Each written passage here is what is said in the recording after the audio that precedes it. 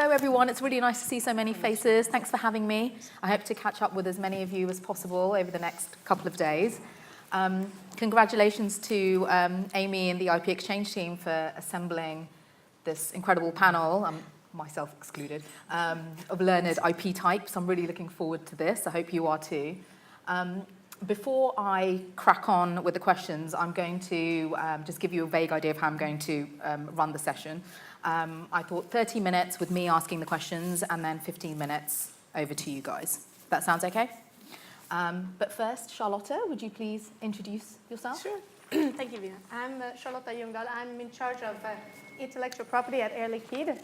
And for those of you who don't know Air Liquide, it's a large global industrial medical gas company. So we manufacture gases and separate gases out of air and other areas into different purities. And we have technologies to do that and how our customers apply the gas also. So, of course, we have a large portfolio of patents. We have about 10,000 patents protecting around 3,000 inventions. I have a large IP team, a large in-house team of 50 people. I think it's relatively large. We are based in France, in Paris, and we are, my team is also present in the US in 2 areas, Japan, China, and Germany. So I think one thing maybe that's interesting also that we are a one-stop shop for IP. In my team, we cover all spectrums of intellectual property, the patent side, the technology transactions, and the trademark side. So that's a very exciting role to have a lot of good expertise in that team. So great to be here. Thank you. Sophie? Hi, I'm Sophie Gorakis-Ménager. I'm heading the IP department of Essilor. Essilor is a group of different businesses and marketing networks which sometimes could compete between themselves. So we are located in 69 countries, quite a big group of 65,000+ employees. We are designing, manufacturing, and or distributing, depending on the businesses, the lenses, but also the eyeglass lenses, but also the equipments for making the lenses or the devices for aging and mounting the lenses. In the IP department, so same, we are a one-stop shop IP department. We are about 30 people located mainly in France, but also in the US, in China, in Singapore, and some in Ireland as well. Jennifer. I'm Jennifer Chung. I'm Assistant General Counsel at Meredith Corporation. Meredith Corporation is now the parent company of Time Inc. That deal was finalized on February 1st. And Time Inc. had been one of the country's biggest publishers of magazines. So magazines like Time Magazine, Life, People, Sports Illustrated, InStyle. And Meredith, their portfolio includes things like Better Homes and Garden, Shape, and Family Circle. And with this acquisition, Meredith is now the largest magazine publisher in the United States. Our legal team, for now, is still in New York with the Time Inc. group. And I am the dedicated IP counsel there, and I manage all aspects of the company's IP, the bulk of it being trademarks and domain names. And in theory, all the business units are supposed to come through me to get clearance for all the assets that they need. But we also do enforcement in-house, and we have a portfolio that basically can be found in pretty much every jurisdiction around the world, mostly because of our legacy brands like Time and Life. And I'm really excited to be here. Great. Well, Jennifer, I'm going to kick off with you. Are the majority of your clients business or lawyers, business clients or lawyers? The majority are the business units. Now, each of the brands at Time Inc., and I'm going to talk mostly from the perspective of Time Inc. because that's where my experiences have been the last few years. But almost all the brands will have a dedicated brand lawyer. And so to the extent that the brand lawyers have an IP question, they'll come to me, but the business units come to me directly for whatever their IP needs are. And then when there are transactions, corporate transactions to be done, for M&A due diligence, for example, I will interact directly with M&A lawyers to do that as well. Okay, great. Sophie? Indeed, we have different types of clients. So first, the R&D people, the engineering teams as well. which and while we could have also the business directly, it depends on the different type of organization and the country. So, and our types of clients is for sure the legal department. We are not part of the legal department, and so we are team working with the legal team to draft the contracts or to negotiate the contracts depending on the topics. Great. Charlotte, can I ask you the same question? Oh, sure. Well, I don't know that I have anything distinctive to say other than what you've said. My clients, my in-house clients, we're not allowed to call them clients, by the way, because we are the guardian of the crown jewels, so we're supposed to call them stakeholders, but okay, clients. They are the business and the innovation teams, and sometimes the legal team. We're not part of legal. We report up to, with the innovation entities, up to the COMEX. But we, yeah, sure, sometimes it's a lawyer that is our client in one of the entities, but normally it's the business directly, or the innovation head of R&D or the R&D teams. Okay, I'm going to stick with you. It sounds like you have quite a privileged position there, but how do you encourage your, I mean, I'm sure lots of us are jealous, but how do you encourage your team to stay connected to the business, even though I guess you're still specialists? Yeah, I think for all of us, that's the challenge, because you want your specialists to remain specialists, but they need to, because they do need to watch for the medium and long-term perspective, but we also need them to understand the business, and in our area, we have very many different businesses where our gases are used.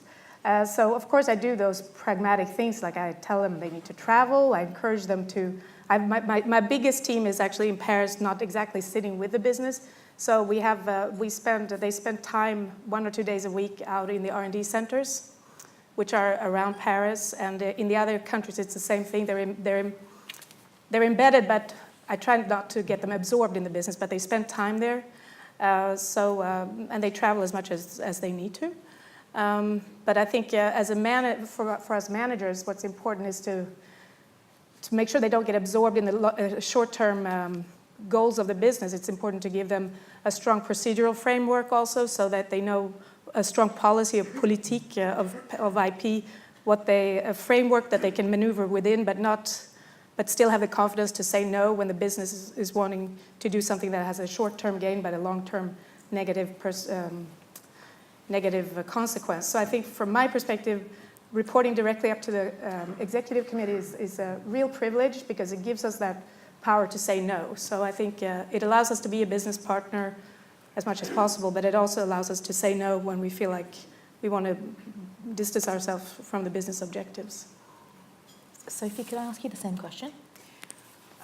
Yes, I would say that it is very key to very well understand our clients and their objectives, and so for that purpose it's very mandatory to go and visit them to try to understand them, but also to demonstrate what we are able to provide them. So even although the team members are experts, it's important for them also to be able to speak in a natural way, a way which would be adapted to the business people who are not thinking or speaking IP enough. So so that we can become a business partner already with them, while being able to say no exactly at the time we have to, for safeguarding the rights of the group. Jennifer, I'm going to ask you the same question, but I'm going to add on to it because I'm really interested in Time's perspective. How do you keep the team so connected to the business that they're fully aware of evolutions in strategy and even new initiatives? New initiatives in terms of the business? The business, yeah. So I should have clarified that however you want to answer it, actually. Yeah, they both sound interesting. The Time Inc. legal team, it's really me and a trademark administrator who helps me send instructions at the Foreign Counsel and a paralegal. So the three of us are now, we're charged with making sure that our legal team colleagues and the businesses understand, the basics of what the law is, because we don't want them just doing things on their own, to know that they can be comfortable coming to us. And then when there is a problem, that they feel comfortable acknowledging it and identifying it right away, so that we can deal with it as efficiently and as expeditiously as possible. And so I try to do trainings with the different brands to highlight for them like things I see. So I'm lucky because the business of what we do, it's content. it's information, it's images, it's videos. So I can like spend half my morning on social media and online doing research, right? And what I'm really doing is trying to understand, what is out there that's trending, that's going to be important for my clients. I'm also lucky in that we can do things cyclically. So Olympic season, it's going to be prime time for the Sports Illustrated team, for example, or for the People team. And so I know I can be ready for things like that. Award season, that's another prime time for People and for InStyle. And so I get the benefit of just literally reading magazines and going online and just keeping up with that. And that helps me then to transition back to what we need to do for our business clients. Okay. Charlotte, if I might come back to you. So how do you ensure that you are pulled in, you and your team are pulled in when you absolutely need to be, but that you're not spending time doing kind of repetitive, smaller things, answering the same question over and over and over again, just because people get a bit kind of clingy. So how do you balance that? Well, I think I don't have the right answer for that, but I mean, I struggle like everybody else, and what I try to do to not get pulled in, we try to, what do you call it? Train the trainer is the word, or teach the man how to fish. We try to give them modules. First of all, we try to train the lawyers who are sitting with the business entities, the local lawyers who are like in the field. We trust them, so we train them first of all, so that they can detect things and they can actually handle like confidentiality agreements and stuff on their own. We issue guidelines for how to complete a confidentiality agreement. We give them some templates, but when we try to explain to we just try to train even procurement. We try to train all these people who come close to the business, where we might not be able to access them, because even if I have a big team, I don't have people everywhere. So we just try to connect with the procurement and legal and give them the tools so they can watch out and that they can contact us, filter through them. But that doesn't mean we want to be involved directly in many things. So we just try to train people, so as much as possible. Sophie? Yes, so going to the people, meeting them, giving some IP awareness session, but also based on concrete issues that they are facing. But as you say, sometimes even if you explain once, they will come back tomorrow another time.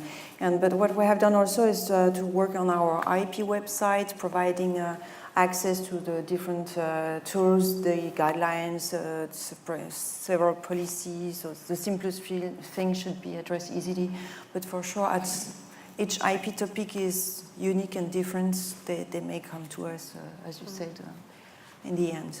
But providing as much as possible the tools, some e-learning tools as well, and this is the way to avoid this. And I think we've generally answered this, Jennifer, but in a kind of related line.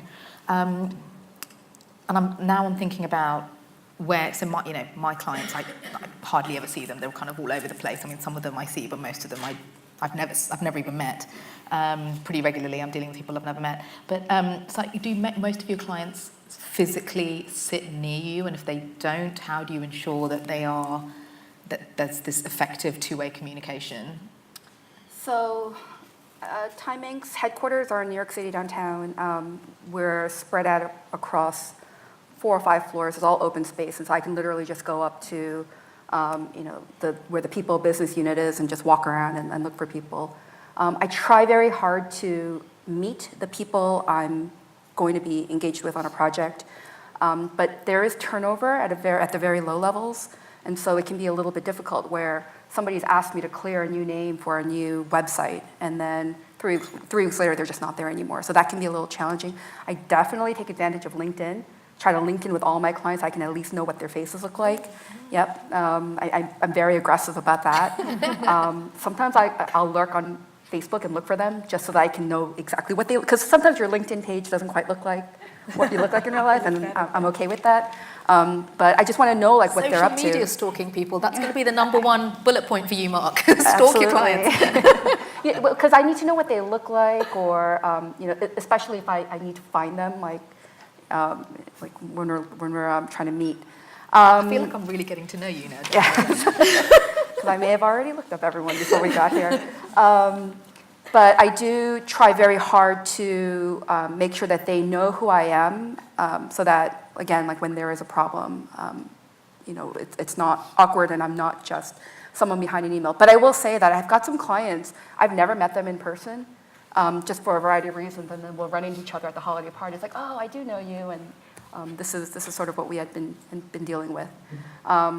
But yeah, I try to do the face-to-face meetings whenever possible. It's time consuming, I'm not gonna lie. It can be easier just to have 5 emails going back and forth to resolve an issue.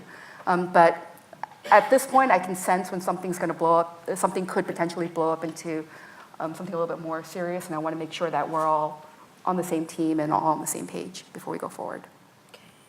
Sophie, Charlotte, do either of you have anything to add? I think what you said was quite powerful about the emails. It's almost easy to hide yourself behind emails, but you just don't get the same connection. And I noticed I think I was sending a lot of emails, so I started calling people, and they started getting really nervous. And they're like, "Why are you calling?" And I was like, "Well, just calling to talk about this file," and it's just so much better. I mean, we're hiding. I mean, not hiding, but we're getting so used to sitting at our desks, and it's so much better to just go somewhere and.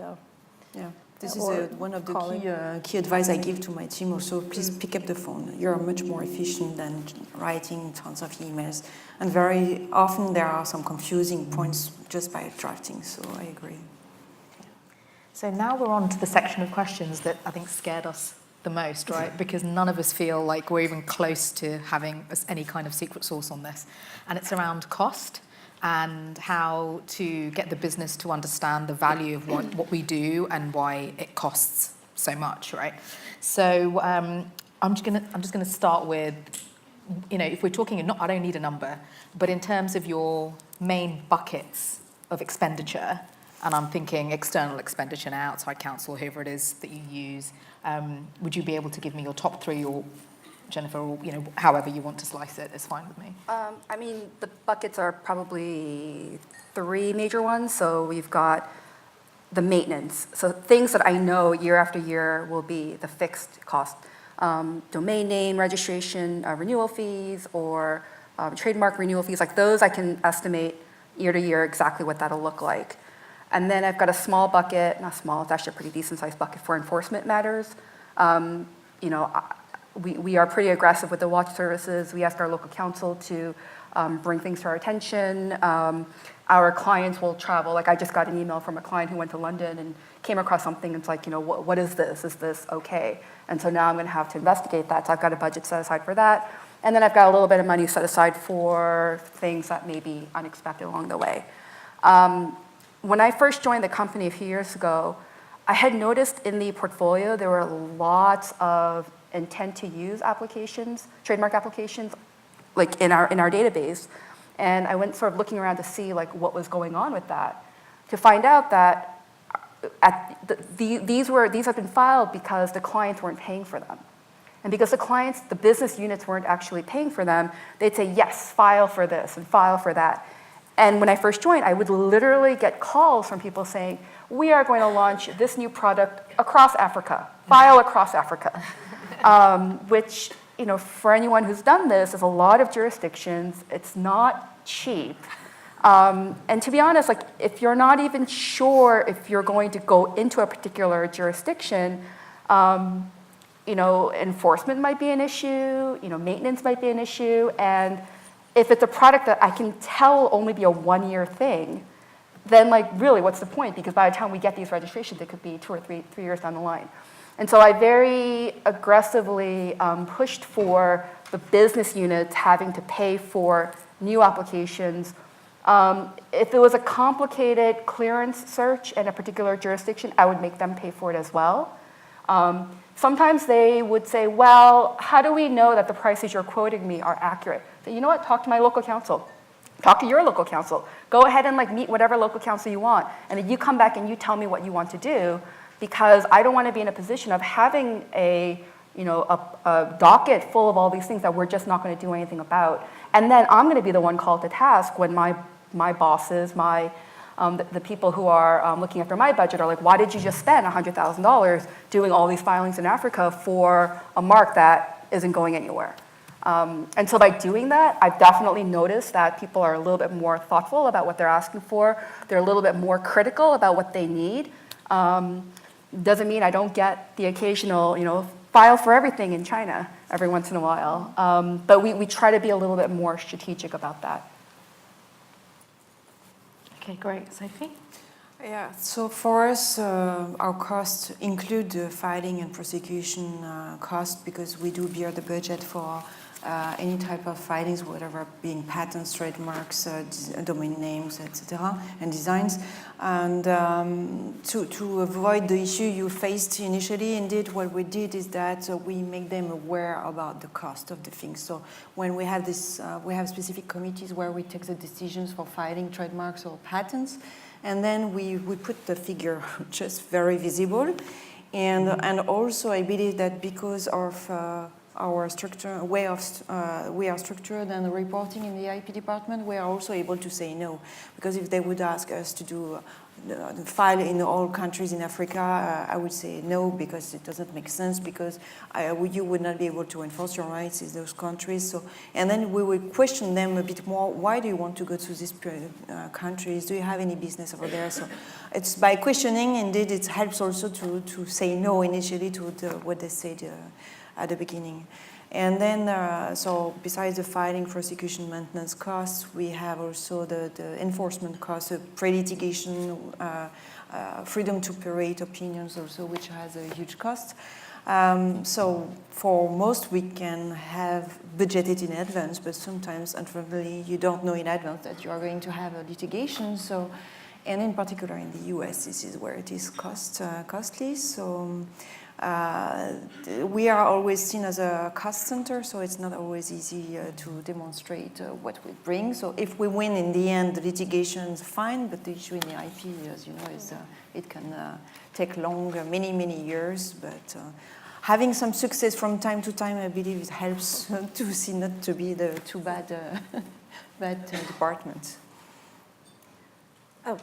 Okay, well, so we have the big, I don't know if it's relatively big, patent portfolio of 10,000 patents. So of course that's a high annuity fees, I would say, for the trademarks too, but not at all to the same extent. So one way to justify that is, of course, very aggressive portfolio management. So from our patent attorneys, they spend a lot of time on that to just have dynamic patent portfolios, not having 18-year-old patents that we don't need. We also had this kind of a black hole problem where there was a corporate account that was paying for everything, so nobody cared, they file everywhere. And then a few years ago, we went to the businesses are responsible for their own cost. And now 5 years down the road, we notice it's very good, they're very diligent, we've saved a lot of money on extension fees. However, we're starting to see they're almost too rigid now, and we realize that we need to have this, what I would refer to as like an orphan budget for long-term patent protection that doesn't yet have a business sponsor, but that is promising for the future. So I'm currently working on putting that into place because I'm worried about the long-term effects of. It's great to save money, but you don't want to erode your patent portfolio either. That could also have tax consequences, but we're not here to talk about that. But just looking out for the long term, I feel like we need to spend a little bit more time. We might have been a bit too strict. Okay, so I'm going to look at you guys because I want to avoid the death stares. But Jennifer, Charlotte, do either of you have any ideas around or tips for how you demonstrate value, your value? For the costs, well, or just generally, I think is also fine. Well, I think I could just say quickly. I mean, that's a big question if it's for the whole value, but. We're not a licensing business. We have some licensing where we get royalties, but otherwise you are a cost center. And what I noticed when I took my role was that it was a very opaque thing, and there was a lot of suspicion around what is this IP budget? Why is it so expensive? So I think I felt like it was time to be more transparent and explaining to people and engaging them in the decision making. But also I did find that we were I actually externalized to some expert firms the renegotiation of our business billing guidelines and lowering the fees. I tried to become a little bit modern and use big data for that. So I'm using an outside service to help me really lower the fees not too low, because I want good quality anyway.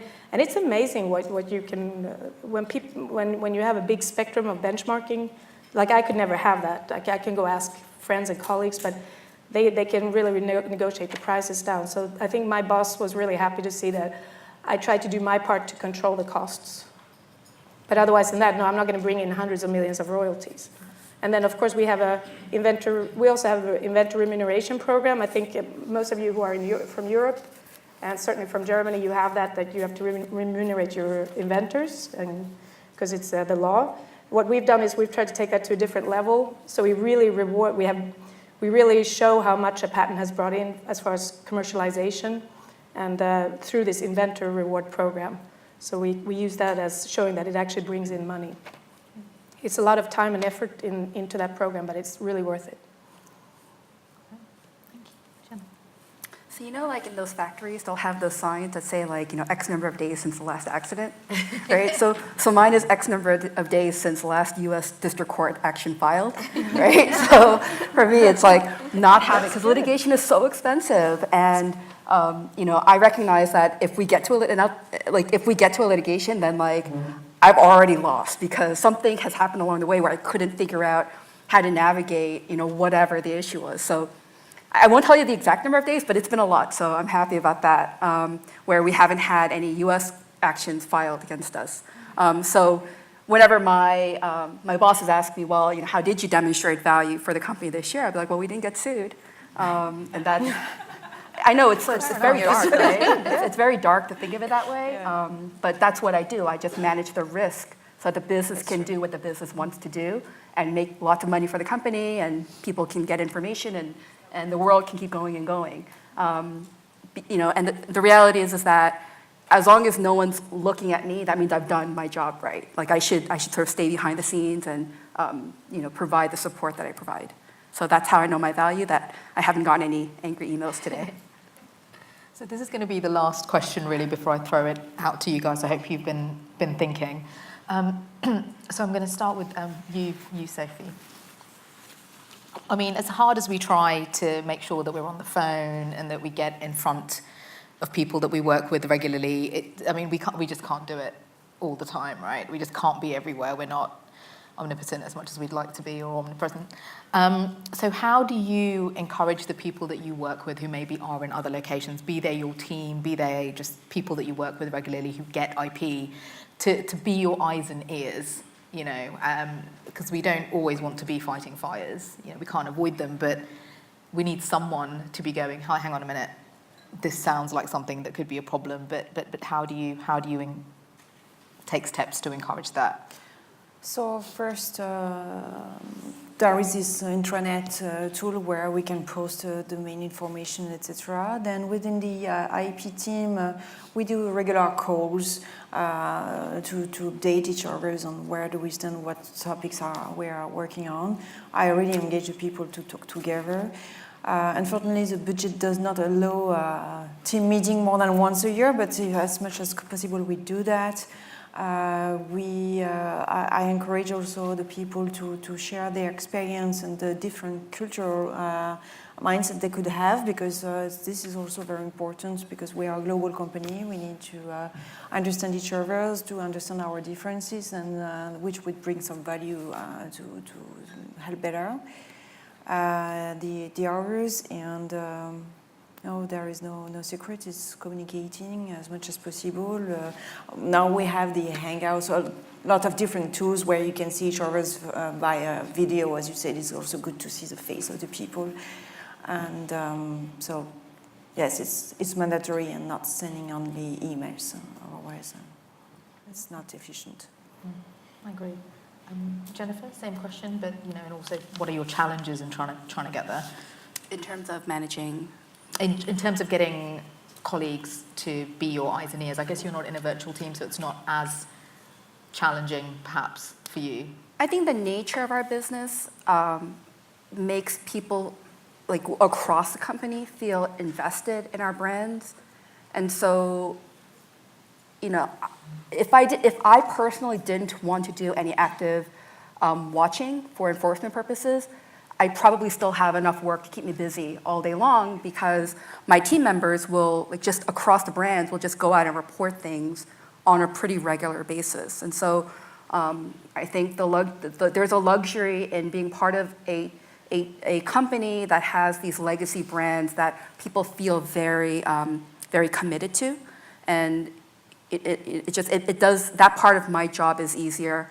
The hard part then is having to field all the enforcement issues and having to figure out how I'm going to best maneuver around, and prioritize what drives people crazy. So if my CEO were to tell me, oh, we just saw this magazine, on Iraq in, in Sweden, look into it. Well, that probably will be very high priority, like to drop everything and look into that right now kind of thing, as opposed to, oh, I saw this internet website pop up that shows the people mark being used weird. Well, that's going to be a little bit harder to even track down.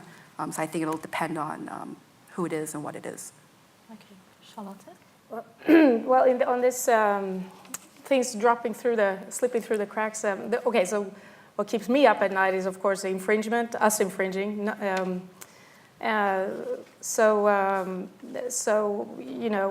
I have to make, that's the most important mission, I think. So I have to make sure that this little project in this country with this technology has gone through the proper review, and of course it falls through the cracks sometimes. So what we've tried to do the last couple of years is really embed IP. What our CEO told me a few years ago was, I want, just like antitrust should be the DNA of every person, whether it is or not, I don't know, but there's a lot of antitrust training in every company. He wants IP warning, IP risk to be in the DNA. So we're doing a lot of work to embed the IP into the general risk committees for project review in every step, in every gate. Now, we're not there yet, but we're doing that to just make sure it's a natural thing for people to think about, oh, did we check on this from the IP department? Have we changed the design? So that's the most organizational change we've done, and we don't have a lot of infringement issues, fortunately. And that's the second thing is, of course, my team can't be everywhere. We are 50 people, but it's not that large for a global company. So we're really trying to create bridge with the business, with these business liaisons, IP champions. I will ask the patent attorneys, okay, who's a really good guy that you work with? And they'll always have some favorite go-to person. And in order to acknowledge these people, I sometimes try to work on officializing that role to make sure that this person gets acknowledged by his boss and maybe part of his objectives to become an IP champion for us. Because they're doing it at 10 o'clock at night probably, oh, I have to answer that patent attorney. So we want to make it a part of his job instead. So we've been able to do that in quite a few areas. So that's been really good to have those eyes and ears everywhere else where the IP department isn't necessarily, to have that bridge to the business. That's great. Thank you. So now I'm going to throw it open to you to ask these ladies some questions. There's a raving mic. Okay, so Amy's running around with them. Amy's running around. You're next. I have a question to Charlotte. In your company, how do you decide which invention should be filed as a patent application and which should be kept as a trade secret? And if those inventions are not filed, will the inventors still be rewarded or not? Okay. Yeah. What I can say, the first question was, how do we decide what to do with an invention? So I think it was you, Sophie, who mentioned we have these invention review committees where the business sits with the IP and R&D, and they decide what to do. Normally, our policy is patent or publish, because the most important thing is to not get blocked. But of course, there are a lot of secret things too. So then we check the box for secret, but that is really not something we like to do we do it when it makes sense only. We go through a checklist.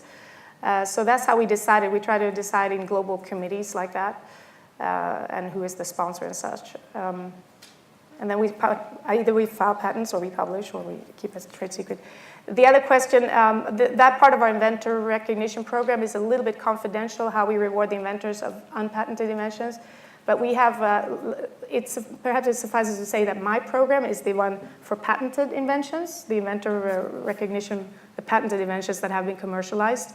However, it is always, we have other programs where we recognize other kind of inventions under like entrepreneurship or other kind of headings, but it's not part of my traditional patent program, at least not for every country, but in the countries where we have to do it, where we have to reward for unpatented inventions, of course, we adhere to the law. Over here, Amy. This lady right at the front. Can't see your name, sorry.